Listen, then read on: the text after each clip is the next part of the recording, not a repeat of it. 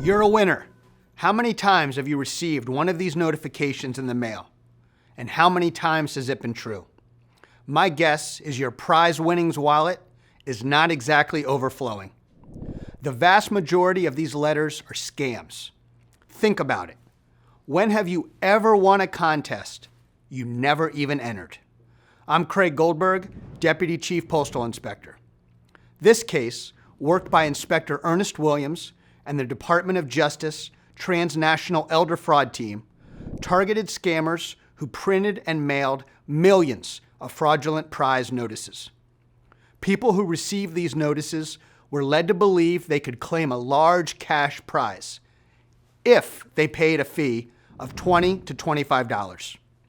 Victims paid the fees but never received a nickel or anything of value. But that wasn't the end. Once the victims fell prey to the scheme, the scammers bombarded them with more fraudulent prize notices. The fraudsters produced the fake prize notices at their warehouse in Las Vegas. The prize notification scheme stole more than $10 million from elderly and vulnerable victims. The defendants started operating their fraudulent mail operation in 2010. Postal inspectors worked with the Postal Service and filed multiple cease and desist orders to try and prohibit the mailing companies from using the mail to send their fraudulent solicitations. The scammers ignored these cease and desist orders.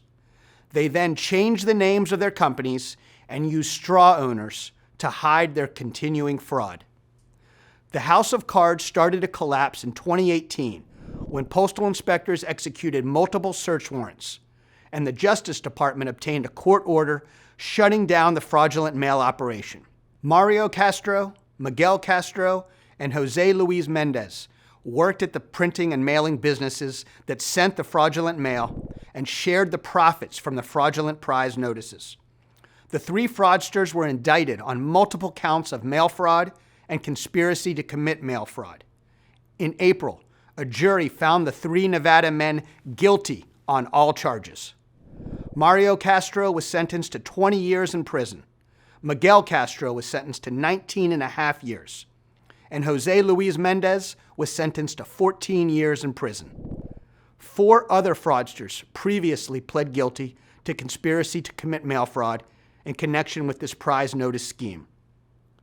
Postal inspectors are committed to protecting the American people from mass mailing schemes, especially the ones that use lies and deceit to steal from vulnerable older Americans. Relentless investigations by postal inspectors and prosecution by our Justice Department partners will hold these scammers accountable for their predatory conduct. And our crime prevention and consumer education campaigns will continue to prevent the public from becoming victimized by fraudsters. And remember, if you have to pay for a sweepstakes prize, it's a scam.